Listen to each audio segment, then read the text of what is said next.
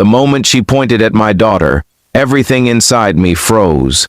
The cafe noise faded into a distant blur, like the world had suddenly stepped back to watch my life collapse in silence. My fingers tightened around the coffee cup, but I didn't feel its warmth anymore. All I could see was her hand, trembling slightly, aimed straight at my little girl, and then her voice, low but sharp enough to cut through my chest, repeated the words that would change everything. This is SK Stories, where every story reminds us that kindness, empathy, and second chances can appear in the most unexpected moments. If you enjoy stories that inspire the heart, press like, share this video with someone special, leave your thoughts in the comments, and subscribe to SK Stories for more powerful stories. Beside me, clutching her drawing with innocent pride, unaware that her world was about to tilt. I had raised my daughter, Zoya, alone for 6 years. Every scraped knee, every bedtime story, every tear she ever cried, I was there. Her mother had left us before Zoya could even form memories. No explanations, no goodbyes, just a void that I had tried my best to fill with love and stability. And now, sitting across from me, was a woman claiming a connection that made no sense, yet felt disturbingly real. Zoya looked up at the woman with wide, curious eyes. She didn't understand the tension, but she felt it. Children always do. Her small hand slipped into mine under the table, as if searching for reassurance. I squeezed it gently, though inside, I was anything but calm. The woman sitting across from us wasn't someone I recognized. Her name, as she later told me, was Sarah. Her presence was composed, almost controlled, but beneath it was something fragile, something desperate. She wasn't accusing me. She wasn't angry. She looked shaken, like she had just stumbled into a truth she had been unknowingly searching for. The seconds stretched into minutes, heavy with unspoken questions. I tried to rationalize it. Maybe it was coincidence. Maybe she just thought Zoya resembled her younger self. People say things like that all the time, but this didn't feel casual. It felt personal. Too personal.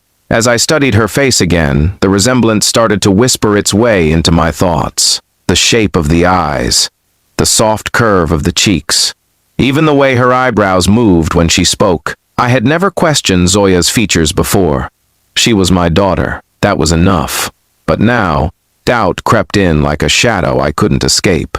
The conversation that followed was fragmented, uncertain, filled with pauses and hesitant words. Sarah explained that she had never been married, never had children at least, none that she knew of. But years ago she had gone through a medical procedure, something she barely understood at the time. She had donated eggs during a period in her life when she was struggling financially, not fully grasping what it could mean in the future. Her voice cracked when she said she had always wondered if somewhere, somehow, a child existed who carried a part of her. But she had never expected to see that possibility sitting right in front of her, holding a crayon drawing and smiling shyly. My heart pounded harder with every word. Memories began to resurface, memories I had buried, details I had overlooked. Zoya's birth had been complicated. Her mother had insisted on keeping certain things private, brushing off my questions with vague answers. At the time, I trusted her. I had no reason not to.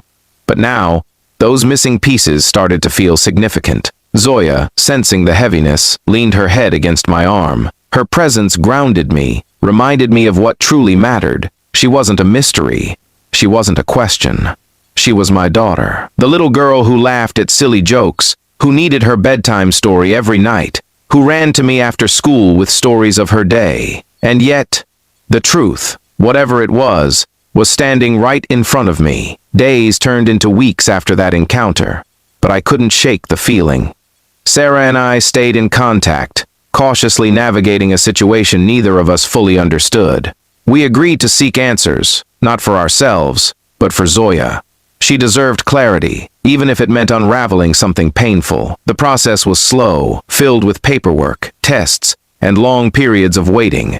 Each step felt like walking deeper into an unknown territory where every answer could change our lives forever. I watched Zoya closely during this time. She was still the same bright, curious, full of life, but I noticed how she sometimes looked at Sarah during their occasional meetings. There was a connection forming, subtle but undeniable.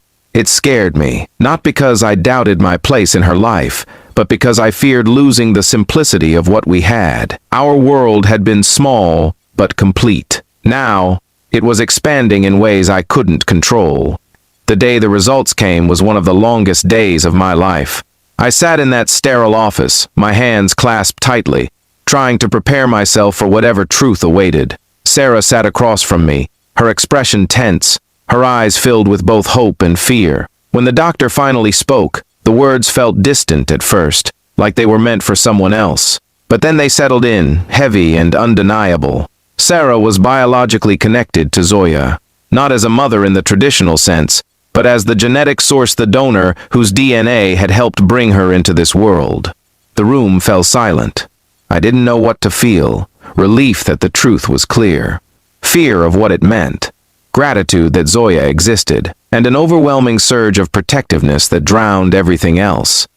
Sarah's eyes filled with tears, but she didn't reach out, didn't claim anything. She simply looked at Zoya, who was sitting beside me, unaware of the magnitude of the moment. There was no demand in her gaze, no expectation, just a quiet acknowledgement of a connection that neither of us had anticipated. Life didn't change overnight after that. There were no dramatic confrontations, no sudden shifts. Instead, it was a gradual adjustment, like learning to live in a new version of reality. Sarah didn't try to replace anyone. She didn't step into a role that wasn't hers. She respected boundaries, understanding that Zoya's world was built around me. But she became a presence, a gentle, careful presence.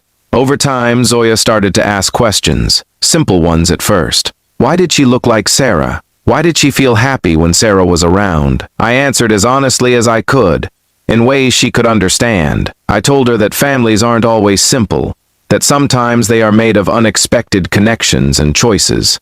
And through it all, one thing never changed. Zoya always came back to me. Every laugh, every hug, every whispered goodnight, it was always me she turned to. And in those moments I realized something powerful.